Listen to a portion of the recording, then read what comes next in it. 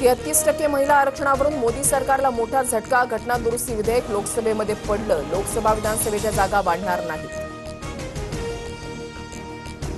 लोकसभेत डिलिमिटेशन विधेयकाच्या बाजूनं 298 तर विरोधात 230 मतं. विधेयक मंजूर होण्यासाठी 2/3 मतं मिळाली नाहीत.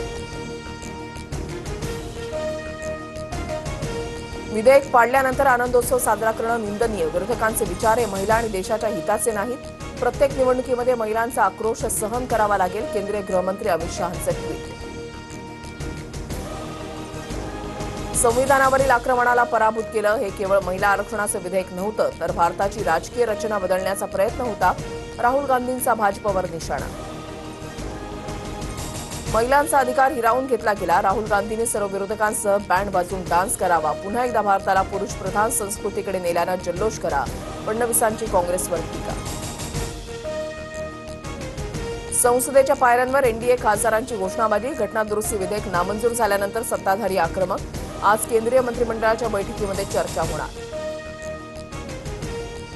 ठाकरेंच्या शिवसेनेच्या नेत्या प्रियांका चतुर्वेदींचा विरोधकांना घरचा आहे. भारतीय महिलांसाठी हा दुःखद दिवस. महिला आरक्षण विधेयक मंजूर न झाल्यानं चतुर्वेदींची नाराजी. उद्धव ठाकरे उमेदवार असल्यास विधान परिषद बिनविरोध होण्याची दाट शक्यता. मात्र विधान परिषदेच्या जागेसाठी काँग्रेसही आग्रही. तर मवियानं चांगला निर्णय घेतल्यास निवडणूक बिनविरोध. भाजपची भूमिका. तमिळनाडू निवडणुकीमध्ये थलपती विजय यांच्या पक्षाकडून घोषणांची खैरात. नववधूला 8 ग्रॅम सोन्यासह रेशीमची साडी, 8 सिलेंडर मोफत. दरमहा महिलांना 2,500 200 युनिट मोफत वीज देण्याचा वायदा. बोंदुखराचे निकटवर्ती आणि शिवनिका ट्रस्टचे उपाध्यक्ष जितेंद्र शेळकेंचा अपघाती मृत्यू. तर या प्रकरणामध्ये साक्षीदार संपवण्याचा कट. शेळकेंचा घातपात. विरोधकांचा खळबळजनक आरोप. अपघातामध्ये शेळकेंच्या पत्नीचाही मृत्यू, मुलगा गंभीर जखमी. बोंदुखराच्या 90 ते 100 कोटींच्या मालमत्तांची माहिती ईडीला मिळाली. खराच्या कार्यालयामधून कागदपत्र जप्त.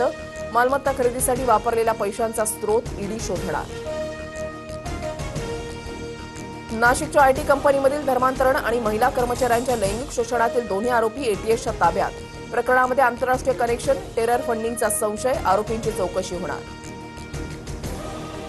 नाशिकमधील धर्मांतरण प्रकरण कटाचा भाग. सरकारनं गंभीर दखल घेतली आहे. दोषींना सोडणार नाही. मुख्यमंत्री फडणवीसांचा इशारा. मी ॲक्सिस बँकेमध्ये असतानाही टीसीएस सारखं प्रकरण झालं, पण वरिष्ठांनी कारवाई केली. नाशिक कॉर्पोरेट जहाद प्रकरणावरून अमृता फडणवीसांचा दावा.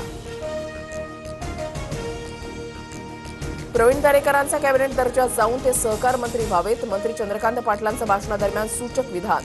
तर भाषणामध्ये असं बोलावं लागतं. वक्तव्यानंतर पाटलांची सारवासारव. सहकार खातं सध्या राष्ट्रवादीकडे. किरकोळ अपघातामुळे पुणे आंतरराष्ट्रीय विमानतळाचा रनवे तात्पुरता बंद. सेवा लवकर पूर्ववत करण्याचा प्रयत्न. भारतीय हवाई दलाची ट्विट करत माहिती. मंत्र्यांसोबत एकाच व्यक्तीला मंत्रिमंडळ सभागृहापर्यंत प्रवेश. मंत्रालयामध्ये मुख्य सचिव राजेश अग्रवाल यांचे कडक निर्बंध. कार्यकर्ते पदाधिकाऱ्यांच्या गर्दीवर लक्ष. मुंबईतील पत्राचाळ रहिवाशांना हायकोर्टाचा अल्टिमेटम. सिद्धार्थनगर पुनर्वसन प्रकल्पातील सदनिका ताब्यात घेण्यासाठी 30 एप्रिलची अंतिम मुदत. अन्यथा सदनिका म्हाडाकडे जाणार. नागपुरात आज आणि उद्या उष्णतेच्या तीव्र लाटेचा इशारा. शुक्रवारी सर्वाधिक 44 अंश सेल्सिअस तापमानाची नोंद. जिल्ह्यामध्ये उष्माघाताचे 31 रुग्ण. खबरदारी म्हणूनच शाळा महाविद्यालयांना सुट्टी जाहीर.